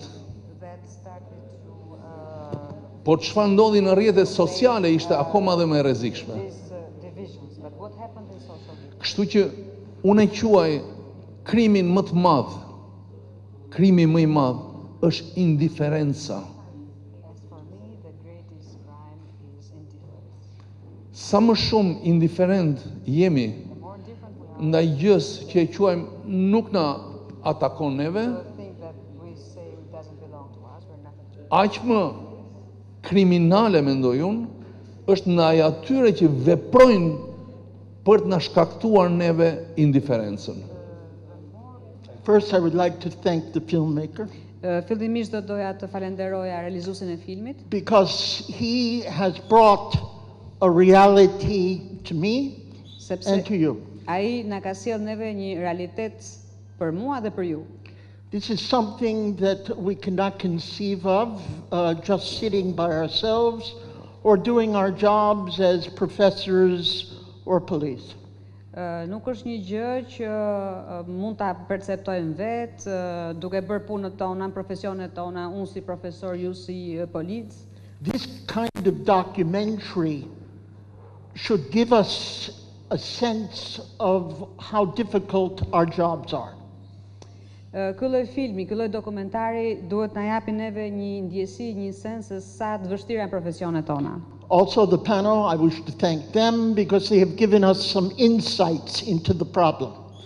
Dua të falenderoj gjithashtu edhe panelin sepse na kanë dhënë një vështrim të thellë.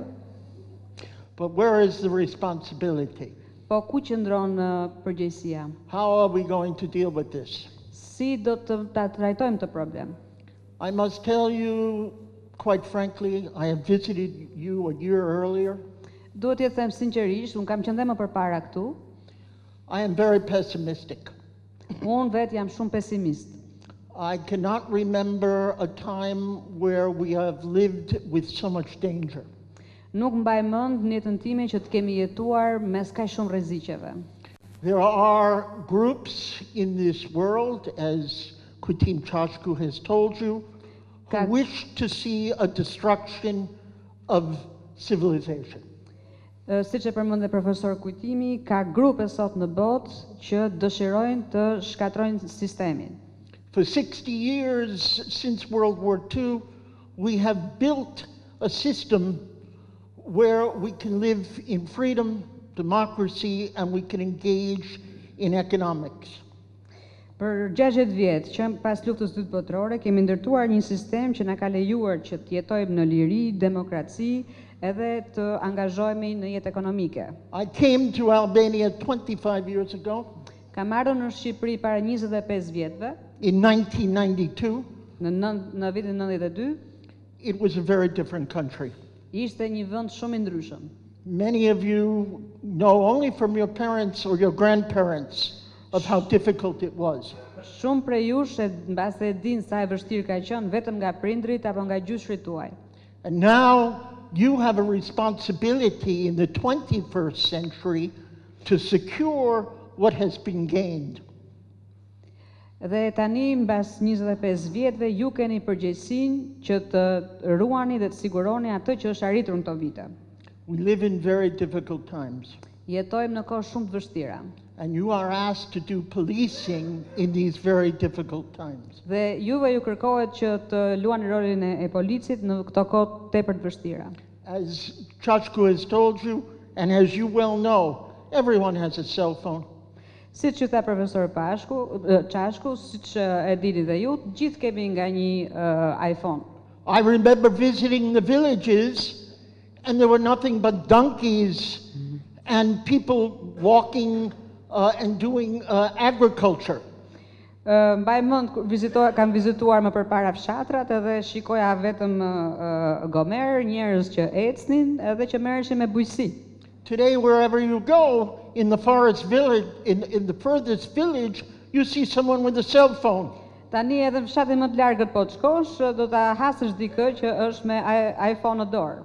You know that in these little villages where some people are unable to read, where electricity is hard to get, where health is not available, they are sitting there with a cell phone. Ju e dini, jeni dëshmitar vetë që për këto fshatrat, edhe në për këto fshatrat e humbura, ku njerëzit bas edhe nuk din të lexojnë mirë, nuk ka elektricitet, ama iPhone-in e kanë në dorë. And every bar, coffee bar in the city has Wi-Fi. Edhe çdo bar apo kafene, po të ulesh ka një Wi-Fi aty. This has changed the world. Kjo e ka ndryshuar botën. This has changed Albania. Kjo gjë e ka ndryshuar dhe Shqipërinë. Your job is now more difficult in some sense. Në një farë mënyrë puna juaj tani është bërë më e vështirë. While freedom of information, the freedom to receive information is a human right. Ndërkohë që liria e informimit, liria për të marrë informacion është një drejtë njerëzore. And Albanians have benefited by this. Edhe shqiptarët kanë përfituar nga kjo. They can do business. Mund bëjnë biznes. They can meet friends. Mund të takohen me miq. They can take courses online. Mund të marrin kurse online. But there are dangers. Po ka dhe rreziqe. And new policing, the new age of policing has to deal with that problem as well. Dhe mënyra e re e të bërit policin është duhet të merret edhe me këtë gjë, të merret. Not so long ago, the only people who can communicate with each other were the police. Jo para shumë kohësh, të vetmit njerëz që mund komunikonin me njëri tjetrin. They had their walkie-talkies, they had their special lines. Kishin ato pajisjet e veçanta marsedhënse. Now everyone can communicate. They evened out the advantage you had over them. Tani të gjithë kanë të mundësi, ju kanë kaluar edhe juve madje. If you show up on a street, someone gets on a cell phone and immediately everyone knows that you are there. Nëse poston diçka, më njëherë ajo përhapet në përrjet edhe të gjithë e marrin vesh, gjithë informohen. So my message is very simple. Mesazhi im është shumë i thjeshtë. We do not yet have the know-how, the means to deal with this problem. Deri tani, deri në këtë fazë, ne nuk I kemi mjetet se si ta përballojmë, si ta trajtojmë këtë çështje. We must find strategies. Duhet që të gjejmë strategji to deal with the new problems that this benefit has been given, this benefit that we now have. Duhet të mendojmë se si të krijojmë strategji që ta trajtojmë këtë problem që vjen në fakt nga një e mirë, nga një gjë e dobishme që e kemi në dorë. You'll forgive me, I will cite an American jurist. I will cite an American jurist. I will quote American jurist. Më falni, do të citoj një jurist amerikan. He said simply, in order to have a democracy, ai ka thënë thjesht, me qëllim që të kemi demokraci, there needs to be balance. There needs to be battles. Balance. Duhet që të kemi balans. Balance between order and liberty. Midis rregullit edhe lirisë. Order without liberty is totalitarianism, dictatorship. Rregull, ligj pa liri është diktaturë. Liberty without order is anarchism and rebellion. Liri pa rregulla, pa ligj është anarki. So the challenge for society and the challenge for the police dhe sfida për policinë and the challenge for the state of Albania, edhe sfida për shtetin shqiptar, and that's true for the United States, it's true for the Netherlands, it's true for Germany, it's true for Belgium, it's true for all democracies. Kjo është e vërtet për gjitha demokracitë në botë, për Shtetet e Bashkuara, për Hollandën, për Gjermaninë, për gjitha vendet. How do we maintain order without destroying liberty? Si të vendosim rregull, ligj pa e dëmtuar, pa shkatruar demokracinë. It's a constant struggle. It does not come easily. Është një përpjekje e vazhdueshme, nuk është një gjë e lehtë. We must have freedom of information. Duhet ta kemi lirinë e informimit. We must have access to the internet. Duhet kemi akses në internet. If we are going to develop, if we are going to grow, we cannot stand still. Nëse duam që të zhvillohemi, të mos rrim në vend. But we have to protect privacy. Por na duhet që të ruajmë, ta mbrojmë To privatësinë. ensure that families are secure and our secrets are kept to us. Të sigurohemi që familjet tona janë sigurta, që sekretet tona ruhen. And at the same time make sure that there is no threat to our lives, that we are all secure. Në të njëjtën kohë të sigurohemi që nuk na kërcënohet jeta, nuk e kemi jetën kërcënuar. Because the right to life is dependent on security. Because the right to life, The right to life, the right to all the rights are dependent on security. sepse të gjitha drejtat, mbi të gjitha e drejta për jetën varen nga siguria. And where does much of the responsibility rest? And where does much of the responsibility rest? E ku qëndron përgjegjësia më e madhe? With you, Me ju, with the Nga ju. police, me policinë, with the authorities. me autoritetet. So I wish you well in your work, and be conscious of your responsibilities and the problems you must face. Ju uroj gjithë mirat edhe të keni ndërgjegjësimin e duhur në përmbushjen e detyrave tuaja. Faleminderit shumë.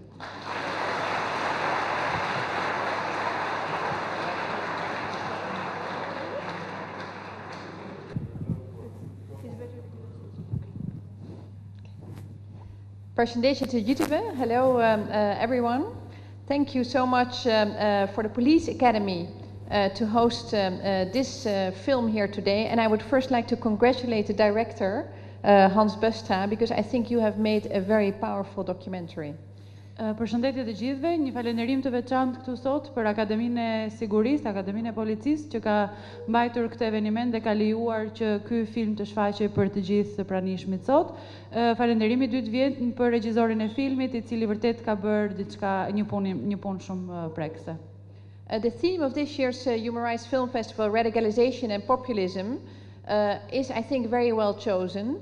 And I was quite impressed also by the opening film, The Button, that showed so clearly how people get so influenced by jihadism. Besoj që të dyja temat që janë përzgjedhur për festivalin e filmit të drejtave të njerëzit këtë vit kanë qenë vërtet zgjedhura me kujdes, radikalizmi dhe populizmi. Besoj që dhe filmi me të cilën është hapur ky festival, filmi UÇK-së, ka qenë vërtet një si thua, një dritare e re që hap mendjen në lidhje me çështjet që lidhen me radikalizimin.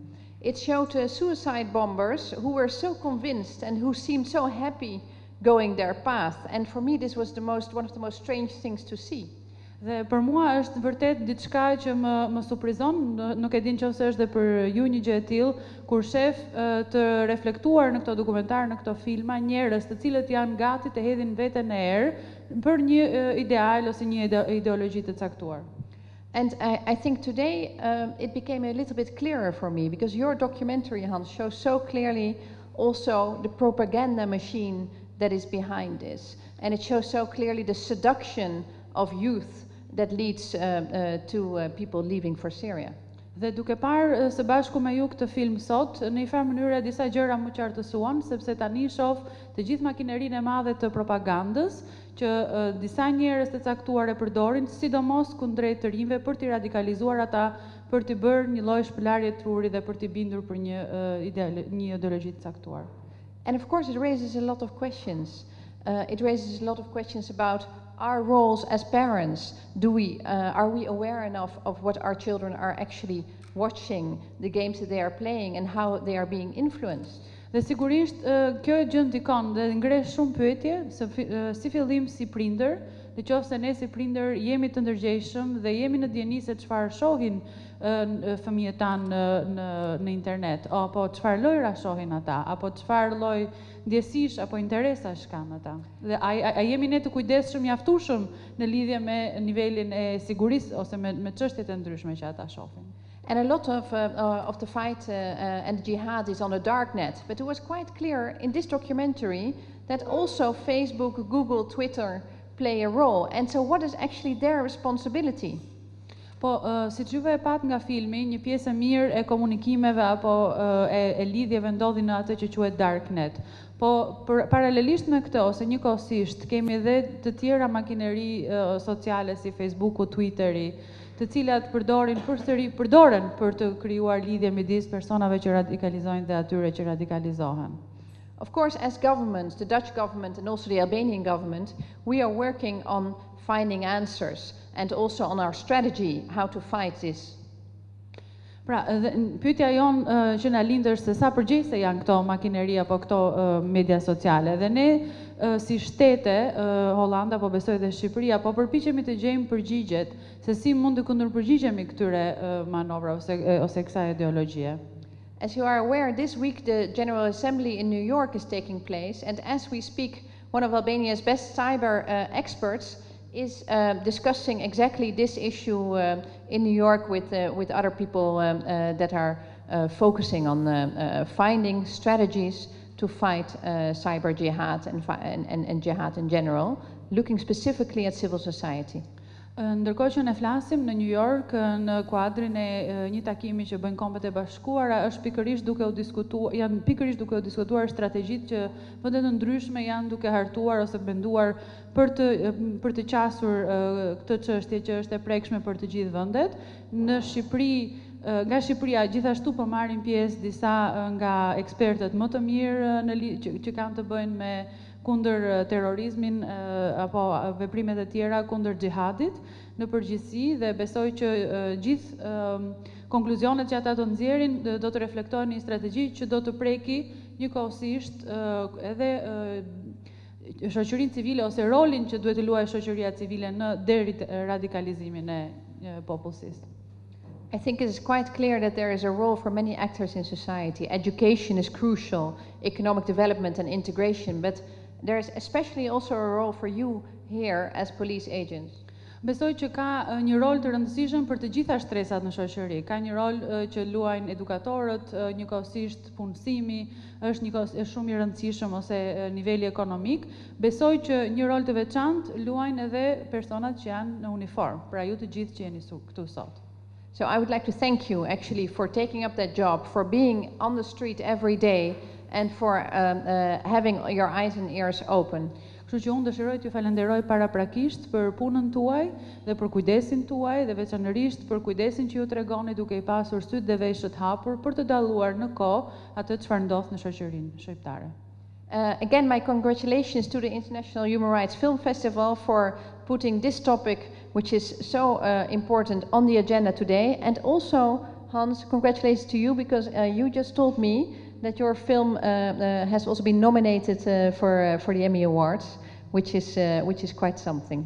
Congratulations. Edhe një herë dua ta përmbyll me një falënderim për organizatorët e filmit, për festivalit të filmit për drejtat e njerëzit. Si gjithmonë, përzgjedhja juaj e tematikave është shumë e veçantë. Një falënderim shkon dhe për regjisorin, i cili sapo më tha që filmi i tij, pikërisht ky film që ne pam sot, është përzgjedhur si një nga kandidatët për Emmy, për çmimet Emmy Awards.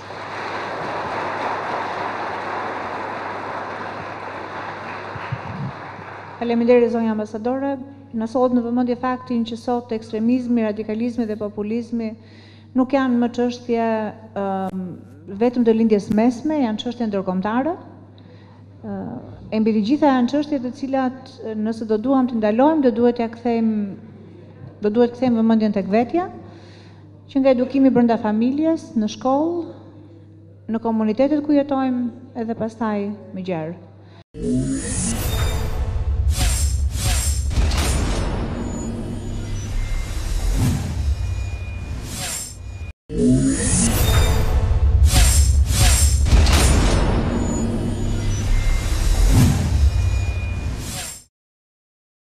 Tani ja e fjalën regjisorit të filmit, zotit Hans Brustra, për të ndarë me ju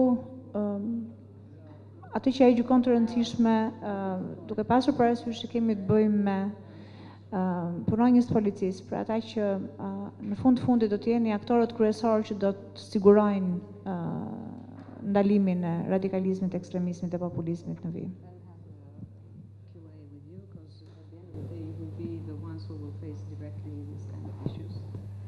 Yeah, so people can ask questions now.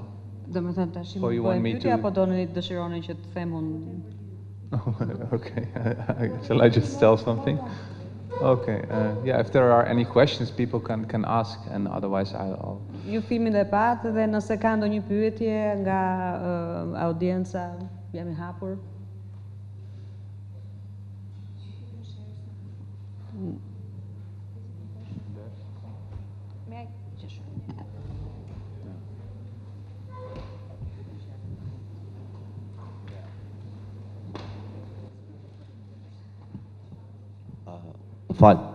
Desha të pyes, sa mendon ju se është e prekur Shqipëria nga radikalizmi kibernetik?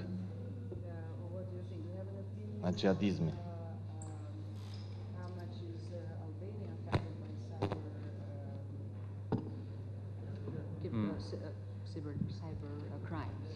Yeah, I do not know the numbers here.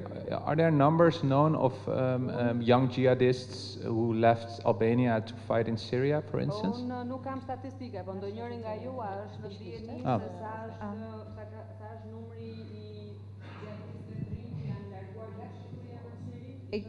E gjej me vend të prezantoj edhe tjetrin antar të panelit, juve duhet ta njihni tani. Më zoti Mica është ekspert i krimit kibernetik në Drejtorinë e Përgjithshme të Policisë, kështu që ndoshta është dhe më mirë që forumi të funksionojë kështu me pyetje-përgjigje sesa me një prezantim formal. Atëherë përshëndetje, unë jam Hergizica, jam specialist i krimit kibernetik në Drejtorinë e Përgjithshme të Policisë së Shtetit. Për sa i përket pyetjes tuaj, është një çike vështirë që të përcaktosh nëse Shqipëria është e prekur apo në çfarë niveli është e prekur. Minimalisht të gjithë janë të prekur që nga momenti që kanë akses në rrjetet sociale, në media, në gjatë emaileve mund të marrin mesazhe të ndryshme.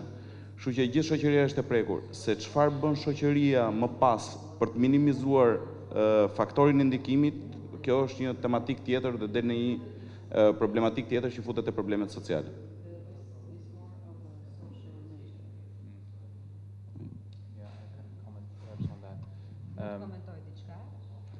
Yeah, what makes it especially difficult here is that the big corporations that run the internet, so to speak, so Facebook, Google, Twitter, are of course global corporations that have very high standards when it comes to free speech, because that makes them trustworthy in the whole of the world. So before Google, Facebook or Twitter will censor users, it has to go very far, and that has been the reason that Twitter, for instance, has left these jihadis continue spreading their hatred on the internet.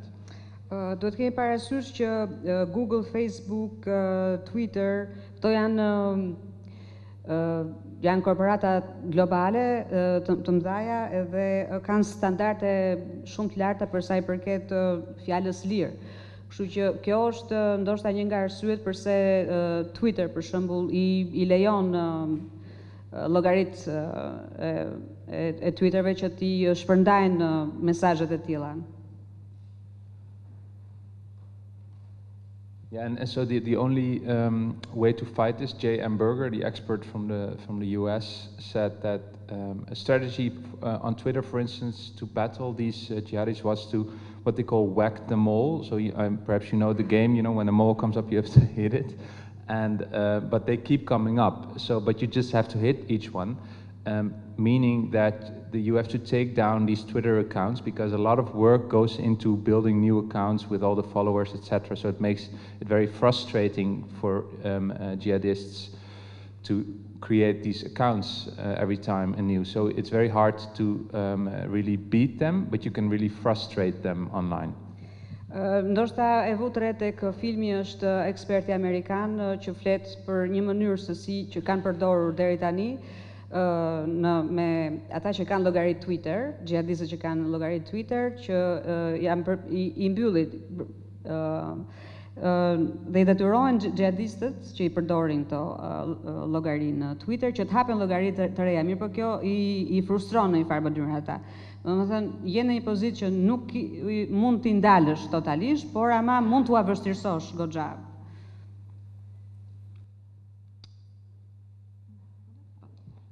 Shfrytëzoj rastin që të prezantoj edhe panelistin e fundit që është zoti Martin Gerner. Ai është gazetar prej 15 vjetësh për çështjet e lindjes së mesme, është analist krizash refugjatësh dhe gjithashtu një njohës shumë i mirë i të drejtave të njerëzit në vendet ku ndodh lufta. Kështu që unë po jap fjalën që të bëj një prezantim të shkurtër të përvojës së vet dhe pastaj ju merrni kohën tuaj për të pyetur panelistët. Ju ftoj realisht ta shfrytëzoni mundësinë, sepse nuk është një mundësi që vjen shpesh.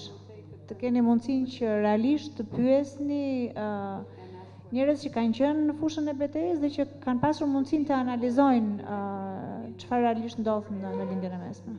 Shfrytëzojeni këtë mundësi.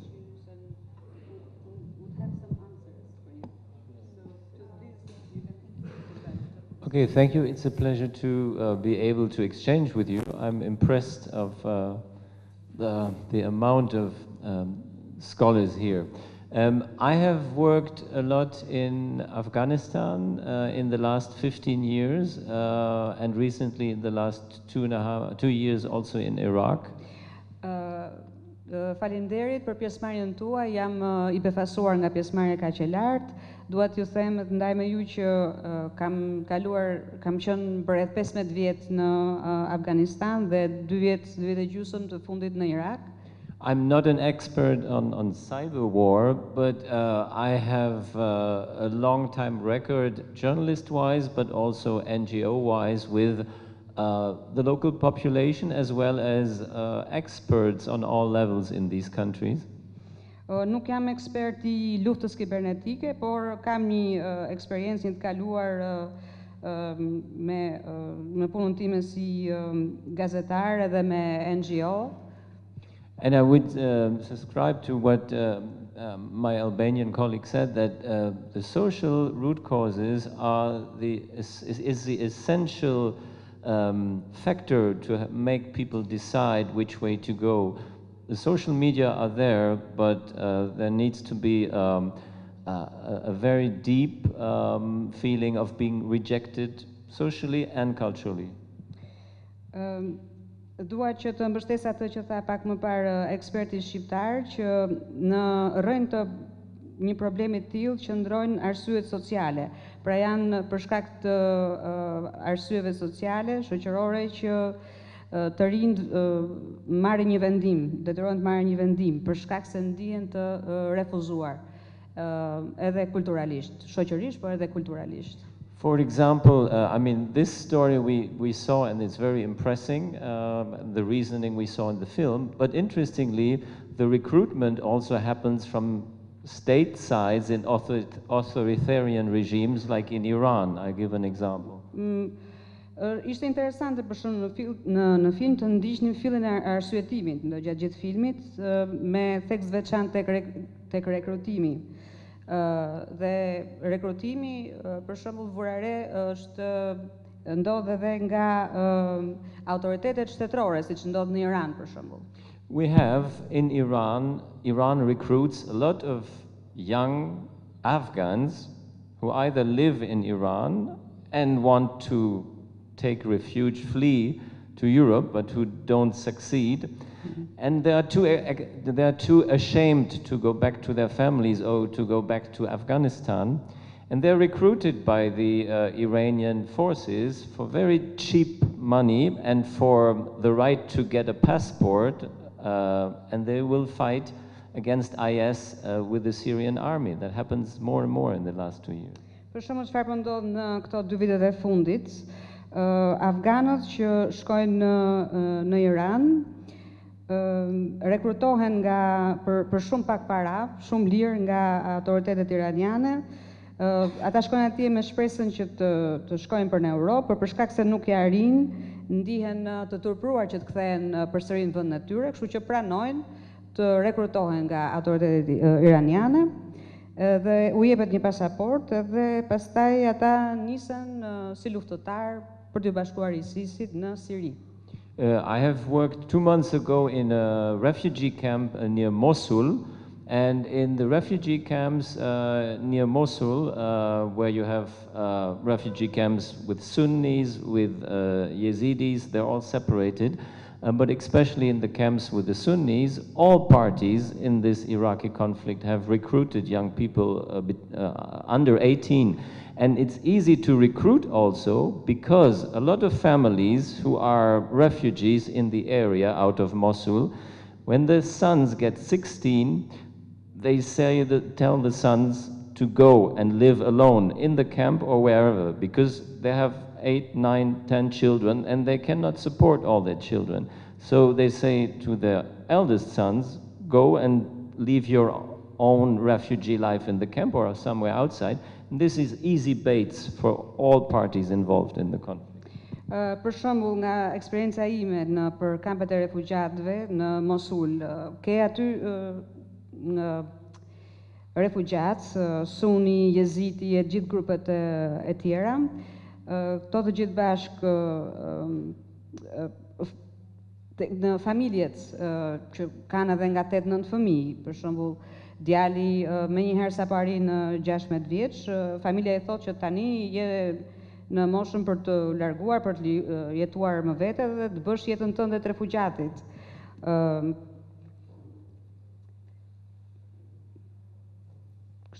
So they have like 8-9 children. Yes, they have too many children to feed them all because për shkak se nuk janë në gjendje ti suportojnë, ti mbajnë, ti ushqejnë. And the eldest son, 16, 17, they are sent away on their own responsibility and they're easy to recruit. Edhe këta që arrin moshën 17-18 vjeç, sidomos djemt, domethënë, janë lehtësisht të rekrutueshëm. Përshëndetje, kisha një pyetje për regjisorin. Doja ta pyesja, cila ishte indicia që ju shtyu që të realizonit një film për një temë të tillë, duke parë që në shoqërinë tonë ka tema të tjera, domethënë që ndikojnë shumë. I always ask myself that question, yeah. A million films to make, but no, I thought this was in particular very urgent because I found the analysis too black and white. So I thought mendova që ishte urgjente ta bëja të realizoja një film të tillë sepse më dukej situata sikur ishte shumë bardhëzi. Analizat që bëheshin për këtë temë ishin shumë bardhëzi. Looking at these youth as radicalized terrorists with only one aim, and I saw in the media around me not a true understanding of what goes through the mind of young people who are infiltrated with this ideology. Nga media, peizazhi që më paraqitej, mënyra si paraqitej nuk më dukej reale. Yeah, and to understand it is necessary to understand how they think. Është e rëndësishme që të kuptohet se si mendojnë, procesin e tyre mendor. And especially the moment when I realized that as a young Muslim you have you do not have strong role models. Kur kuptova që kur je musliman, pikë pari nuk ke shembuj të fuqishëm. And secondly, you see a lot of injustice practiced by a lot of countries in the West, in the Middle East. Së dyti, je dëshmitar I padrejtësive të mëdha, sidomos në vendet e lindjes mesme. And then you see these videos that portray to you a solution, as something new based on your religion, your identity. E pastaj shikon video të tilla që thonë që kjo është zgjidhja në bazë të identitetit tënd si musliman. And it does offer a sense of brothership, I mean brotherhood. Dhe kjo të jep në fakt një ndjesi vëllazërore. So when I really understood that, it really touched me, and I sort of for the first time had another perspective, and I really felt some level of empathy for these young kids. Never empathy for what they do in the West when they practice suicide bombings, but I did have empathy for their feelings and what got them sort of infiltrated or brainwashed. Kështu që kur arrita ta kuptoja këtë se çfarë ndodhte me ta, kjo më preku. Dhe ndjeva një lloj empatie për këta të rinj, për ata si persona, apo jo për çfarë ata bënin. And for you as police officers, I think it is very important if you can have that level of empathy, and of course you are here for law enforcement. But if you do have empathy for people who do things that they should not do. Dhe nga ana ime po ju them që ju sigurisht që jeni për zbatimin e ligjit, por nëse arrini një nivel të tillë empatie do të ishte mirë. First, thank you to Marubi and all the people at the head table for everything you've done to bring this film to its fruition. Faleminderit të gjithë personave që e bën të mundur shfaqjen e filmit të tillë dhe organizimin të diskutimit. My question is to the Albanian State Police expert. Approximately how many people at this time have left from Albania and Kosovo to go to Syria to be freedom fighters, please? Pyetja është për ekspertin shqiptar, mund na thoni një shifër se sa shqiptar nga Shqipëria dhe nga Kosova janë larguar për në Siri?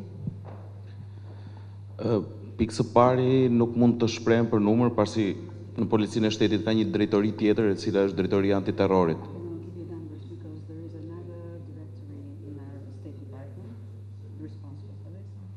Normalisht ajo drejtori është përgjegjëse për lëvizjet në jashtë territorit Republikës Shqipërisë, personat e radikalizuar etj. Faleminderit sërish, kënaqësi shumë e veçantë dhe mua më bëri përshtypje shumë filmi, është hera parë që shikohet në këtë spektër, jo pra si çështje sigurie, po si çështje të drejtave të njeriut e një kleshi midis kulturave të ndryshme. Në fakt është një fushë, të bërtë.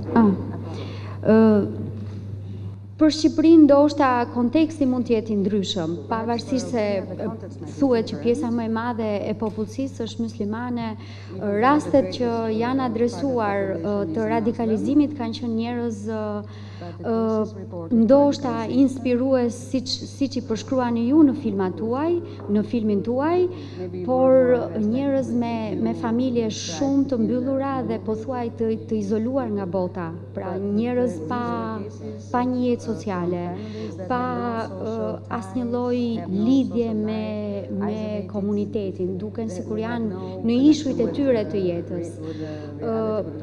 Për Shqipërinë kjo çështje është shumë më tepër e adresuar jo si çështje e drejtave të njeriut ose e kleshit të kulturave, është thjesht ose jemi akoma thjesht në fazën e mbajtjes shumë sekret ose e adresimit si çështje sigurie.